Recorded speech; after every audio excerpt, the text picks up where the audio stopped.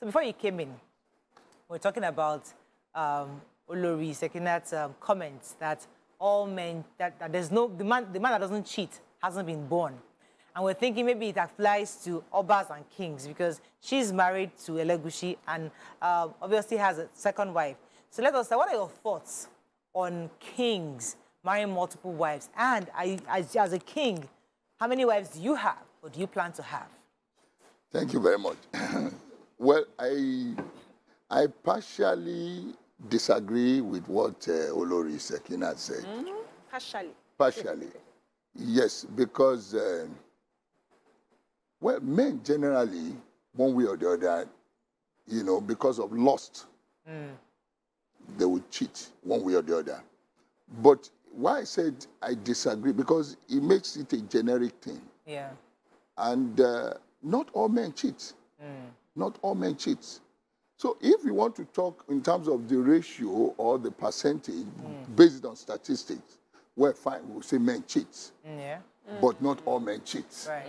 So please let us have that. Then again, regarding kings, you know, it is the common norms, you know, that kings, you know, traditionally they may have 1 or 2, 3, 4, 5 wives. Yeah. But, you know, some kings may decide not to go otherwise because this is a generational thing now. The world is not static. What was applicable with kings in those days is not what it is presently. For me as a person, I've decided to choose one wife. Okay. Oh, interesting. Yes, I can't because maybe it's my own nature. Right. My own nature in the sense that I cannot, all this pressure on the throne now begin to have domestic pressure again at home, you know, battling this woman, battling this other woman, battling this other woman. So it depends on how the man, the person in charge, handles it. Kabiyesi, we know that some kings may have a wife, but they also have concubines. So they may not be wives, but they are around to help with the... For me, I'm only saying of what I know personally. Okay. Yes, men have concubines, but at times, you see, if we are not careful, concubines may turn to wife. Yeah. If not careful. So that's just it. Yeah. But generally, whatever makes a man happy, that will not disrupt your home, please go ahead. As long as you respect your woman at home and you keep your home intact and your responsibility at home, you are doing it well, for me, I think that's the best approach now. Look, even if men do not look for women, women of nowadays will look for them. True. Let us be frank with that. Even with men, I've seen a lot of things going on, temptations here and there since I've been on the throne. But you see, one way or the other, you have to use your sense, and you have to be spiritually minded, because some of those women too do not mean well. Yeah. There may be a trap for you to bring you down. All right, let's leave that because we have a lot to discuss. Thank you. And I come to BC because there's so many issues we have raised that we've been looking for an Oba that will be the one which will ask about. So there are issues of powers of the kings of today. There are many issues, the influence you have on the people. Recently, there are so many issues of kidnapping. I think there was a governor, Wike, that was telling the people, they're all your gods. They're not addressing the issue that people are actually destroying the infrastructure of the land. That he would, I can't remember what he said. That he would not libation. They're pouring libation. Going to come and scatter the gods. How effective are the gods of today? I mean, are they still effective? Do they still exist? They still exist. Thank you. That's the word. Do they still exist? The traditional gods. Well, I won't say they do not exist. Yeah. You see, there are principalities and powers, rulers in high places. They have ranks. And most of these principalities are keepers of their gatekeepers. There is no place all over the world, any community that you want to go. We have these gatekeepers spiritually. And the Bible even said, what belongs to Caesar, let it be for Caesar. What belongs to God, let it be for God. But for me, all I say is, people have asked me, Kabiyesi Olugbon, you've been so powerful and you don't belong to any cult, you don't belong to any fraternity, for me, most of these cults they do nowadays, it's not, they are not honest. Okay. Let me tell you something. If you do anything, if I have agreement with you, the day you breach that agreement. Yes. Even if you are a court member, you are not court member, I will pull you out. I will push you out. But that is not the thing today. In those days, those who do practice cultism, Ogboni, or whatever they have as covenant, they don't renege. They had integrity. It was based on integrity, based on pedigree. But most of these people that they do it now, Scammers. they are just scammers. Some of them, they even fraud their fellow members. They fraud. So why would I belong to such a society? For me, we have influence as royal father over our domain, over our people, but also, even if you are a traditional ruler, if you are a traditionalist, you consult your Ifa, you must do it with honesty. That's where we're missing it. Yes, that's where we are missing it. If you are a Muslim, if you believe in your Quran, do it with sincerity of purpose. If you are a Christian, most Christians today, they are not honest. I'm a Christian. My father was a pastor. My wife is a pastor. I grew up in Christianity from childhood. My father was pastor for almost 50 years. I was a chorister for almost 18 years. Wow. So let me tell you something. I believe in my Christian faith. Yeah. But irrespective of that, as a traditional ruler, I give what belongs to Caesar. But you must do it with honesty. Honesty. Sir, Oba Francis. Yes. So I want you to help us understand how you are able to combine tradition and Christianity. Because, you know, we're taught that you can't serve two masters. You have to either serve the one and forget the other, or follow one. And, So how do you combine it? And is there a point where it clashes in beliefs? No. Let me tell you, as my own traditional ruler, I will use myself as an example. A traditional ruler today, you are just administrator of your domain, including tradition. When it is time, we have, mind you, I'm an ancient king. As an ancient king, if we want to do our tradition, I will only call the person in charge. Olori, okay, what do you need? You people need goat, you need this, you need that. Okay, go and do it. So you believe in giving to Caesar what is for... Just go and do it. And they need, Kabiyesi, please, we need your prayer. I say my prayers to it. Fine. But it does not alter my Christian faith.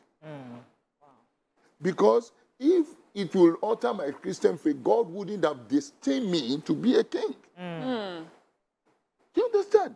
It doesn't. It doesn't. This is, okay, go and do it. They will want to appease this, they want to appease that. I call the person in charge. I bless him. Once I bless him, I give my authority. Right. Once I give my authority, fine. I go to my closet, I read my Bible, I sing hymns to commune with my God in my own Christian faith. And God has been answering me. So that makes me special. I can tell anybody I'm not, the Bible said he has not given us the spirit of fear, but of boldness, of sound mind, to contend with those things that are hidden in this world. I can break their tentacles anytime. If you want to infringe on my own faith, then we'll clash. Okay. Simple. Let's move into politics. Yeah. Because I know that... no, not yet. Not yet. Okay, go ahead. I want to ask about the security challenges. One of the key problems that Nigerians are suffering is insecurity, kidnapping. Farmers cannot go to their farm, you know. Railways are being attacked, you know, ambushed. And we've always asked this question, what is the role of the traditional rulers? They are really close. Mariah tends to say we should do local government, and I agree to an extent we should face local government, but I feel the closest people, the closest leader to the people is the traditional leader. That's how it's meant to be. You know these people, you have a relationship with them. How has it been for you to provide a bit of security within your community? And how do you think the government can help you to provide more security in your community? You see, it's very interwoven. Interwoven in the sense that there is no way government wants to implement security in every area in the country without the intervention, without the collaboration with the traditional rulers, because we are very close to the people. But at the same time, in the last few years, I've been chorusing since I came on throne. I said, look, we need to inject the traditional ruler in the system constitutionally. Yes. They must give traditional rulers constitutional role. Yeah. It is when you give traditional constitutional role, our role is advisory as we speak today. Except something come up, we restructure, then they reconstitute, then they place traditional, especially in the area of security. If you want to have anybody employed in the army, in the police force, in any of the security formation in the country, a traditional ruler needs to sign. Yeah. If you want to take somebody from my place in Ogumosho, in my Surulere, there should be. So that there will be the source. Because some of the people we recruit, even in the security formation in the country, some of them, I learned that some are from Niger. Some are from Chad. Some are foreigners. Or even outcasts in in their community. Some are even outcasts in their community. For you to know. So let me tell you, we have a very big role to play as regards to the security situation in the country. And I think we must get our system right now. Talking about the role, let me come to the culture. I wanted to enter policy, but I'll just give it a minute. Okay. We have lost our language, our way of life. The people we're losing it to globalization. We're losing it to foreigners. You know, people don't speak their languages anymore. And you think that the traditional rulers should be the ones to uphold these ways of life. Many of us have children who probably don't even speak our languages. Many of us have there are traditions that we feel that we should discard off or modify. As a traditional ruler, what have you identified as what we need to modify as a culture, and which one we need to retain and uphold, or which one we need to discard completely? Yes. You see, one of those things, do you know that I learned that Yoruba is not compulsory as a history again, or you don't have history as a compulsory subject again? Yeah. Yes. They're bringing it back. And that is where we are losing it. Yeah. I think it's been brought back. We've lost it entirely. We must bring history back in every... Look, some subjects, like in Yoruba area, they should do a curriculum and make it in a way that in Southwest, Yoruba is a compulsory subject. In the North, you understand? Hausa is a compulsory subject. And if you say Hausa is a compulsory subject, you now to put other major tribes in according to that state. Because if you go to some states, like Adamawa, they have close to almost 20-something or 30-something languages. In Adamawa, you know, I grew up in Jos, you know. In Jos, we have Birom, we have the Soso, we have so many. So it's not a Hausa. It's not, no, let me tell you something. If you combine the whole, minority ethnic tribes together, in fact, they are 10 times more than Hausa and Fulani. They are more than Hausa and Fulani. Because people like us who grew up in the northern part, we have that awareness. Now, to buttress, to put more light to what you have said, we need to make our language compulsory in our schools, even from nursery school. Because when all of them speak English, they speak English, and they now, that language has been inculcated as part of their culture, as part of our culture. And we need to do that. It is our government.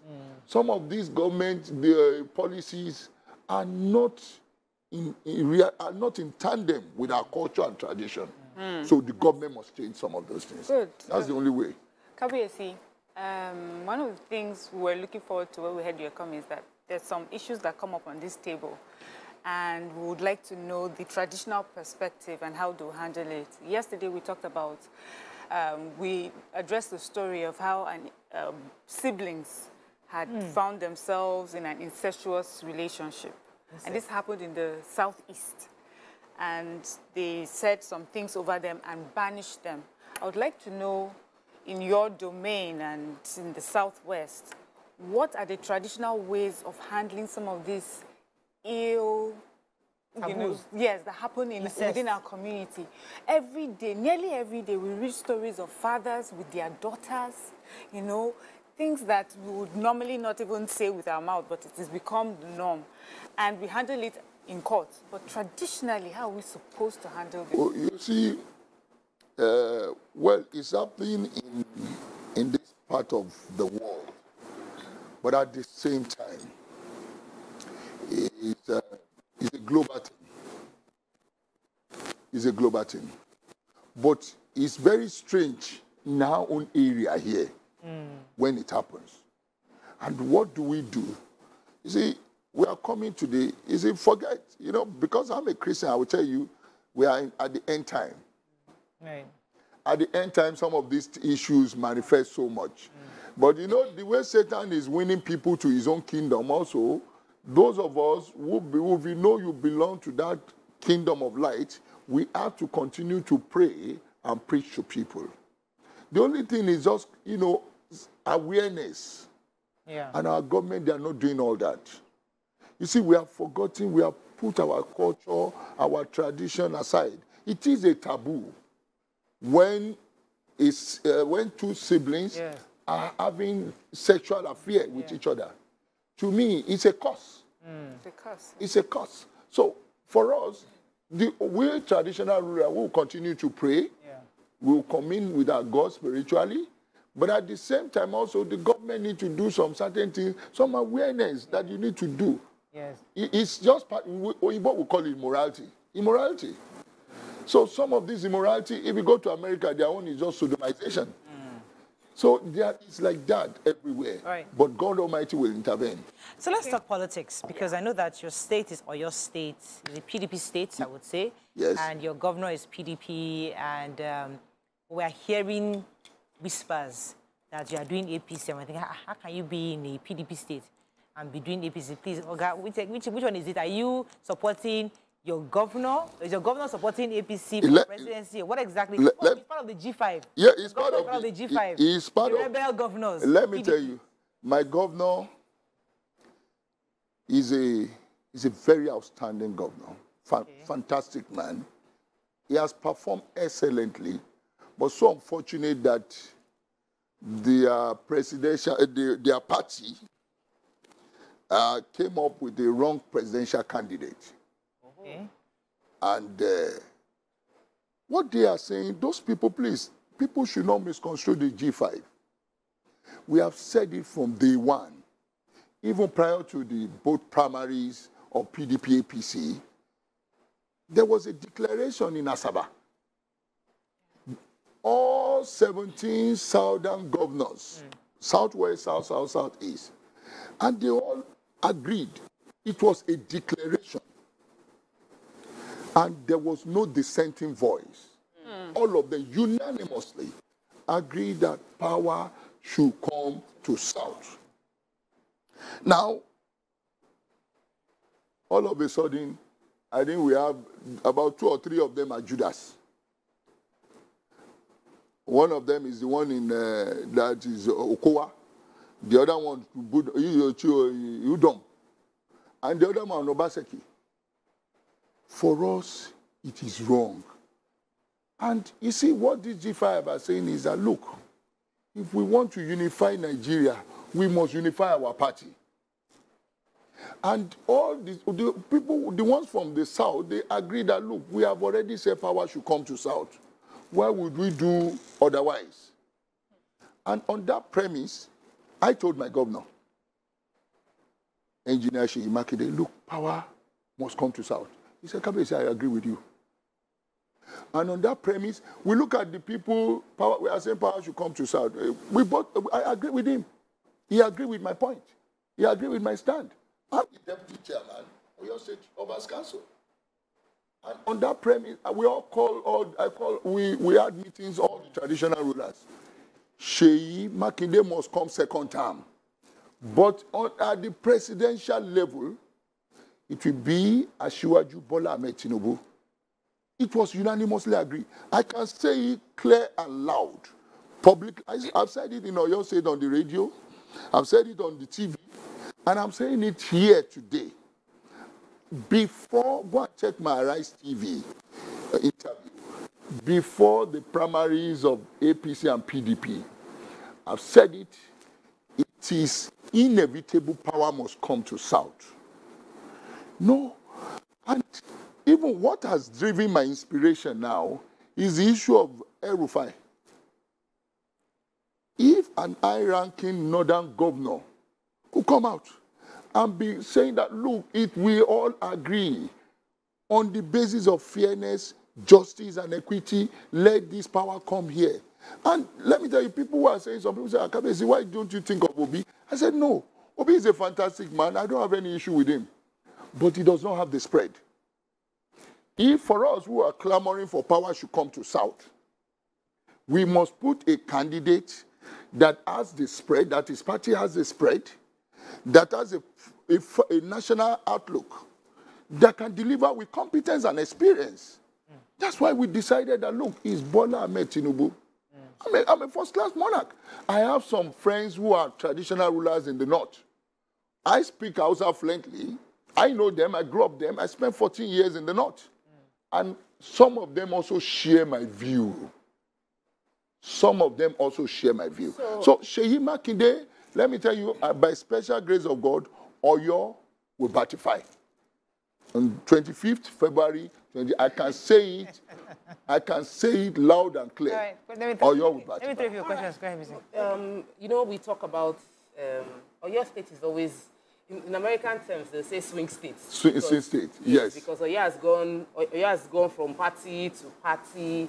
You had a state assembly that is in a different party and a governor that is a different party. You know, like, there's that ability for people to choose within the state. And I feel a bit concerned that a traditional ruler will be so openly political. Yes, of course. You know, because usually we would say that traditional rulers will be, I'm a peacekeeper, I'm neutral. I will bless every one of you, and I will keep my thoughts my personal thoughts to myself and my immediate family. Why are you being so political? Why are you throwing your voice behind a particular candidate, even though the candidate for APC gubernatorial is within, I think, is within Ogbomoso as well. Yes. Yes, the senatorial district that covers Ogbomoso. Yes. So why are you obviously supporting, and do you think it would affect your position as the Oba? Look, let me tell you something. Affecting position as an Oba, put that aside. In my domain in Ogbomoso, I go on the radio. For this year election 2020, I'm an Oba. I've balanced it all. I've balanced it. I said we are picking Asiwaju Bola Ahmed Tinubu, presidential candidate of APC, for the 25th February election. And my governor, the incumbent governor, Engineer Seyi Makinde, because he has performed excellently, he's a PDP governor, he should be re-elected unanimously. So if you want to fault me, if somebody wants to say, okay, Kabiyesi Olugbon, you are in support of this, I balance it, I pick one here, I pick one here. So how do you want to tell me I'm political? I'm partisan. I'm not partisan. But you see, we have to, then again, I want to tell you, if 14 northern governors unanimously, honestly, I'm inspired. So must we sit down without encouraging our people? Honestly, because of these 14 northern governors who are queued behind a southern presidency, we will have no choice. They are heroes. They are heroes already. All right, let me they are heroes. So for me, don't think I'm partisan. I'm not partisan. I pick one from here. I pick one from there. No problem. So I'm balanced. Kabiyesi, so it seems that the two major political parties are sort of divided. They are all having somewhat internal crisis. There are some that are louder than others, but we hear things from different political parties. Do you think that they should find a way to unite before 25th of February? Or they can keep going the way they are going with their several divisions, and at the end of the day, the polls will tell? Let me tell you, PDP is not going to unite. The G5, they are out completely. Wow. That one is not redeemable. And the issue of APC, as far as I'm concerned, APC are united than PDP. Only some disgruntled elements within in that presidency. I learned that one of them among the cabal was a Richard Kassela, and he's driving private jet up and down.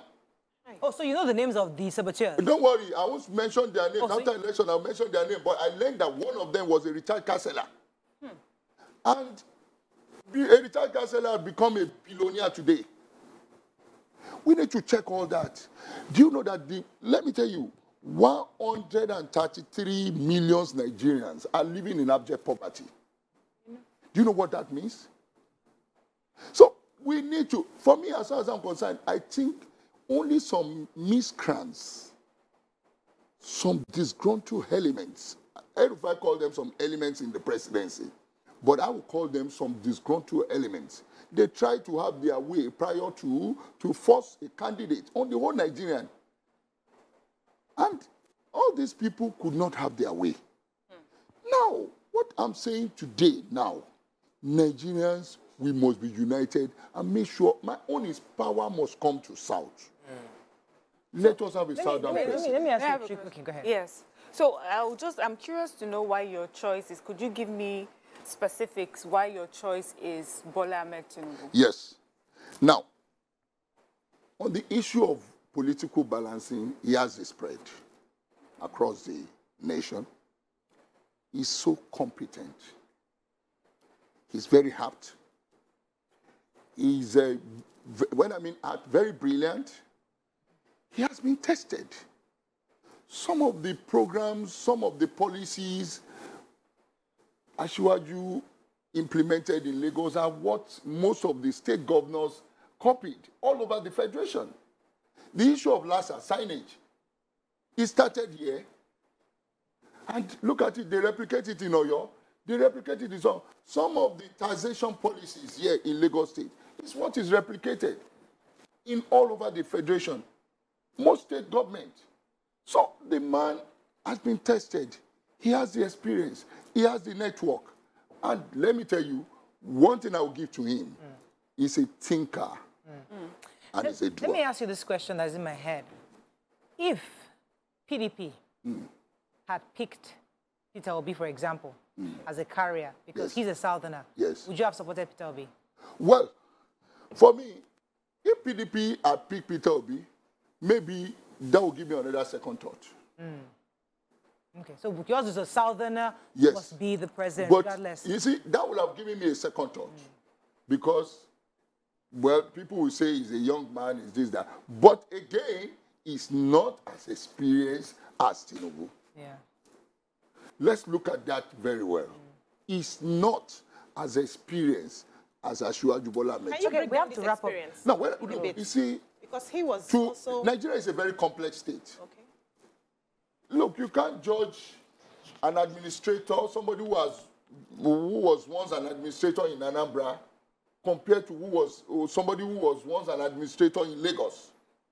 Lagos, in fact, is a reflection of Nigeria because it has conglomerate of tribes, ethnic people here in Lagos. And we have close to almost 20 million or 20-something million people living in Lagos, the population. So compared to Anambra, but also the man is a good man. Peter Obi, I'm not saying he's a good man, he's competent too, but we will look at it when it gets to that stage. Honestly, we will have had it been PDP had put Peter Obi in front, it would have been a very big competition. Okay. All right, I have to wrap up with and I won't come out this time. I won't come out like that. Okay, I get that.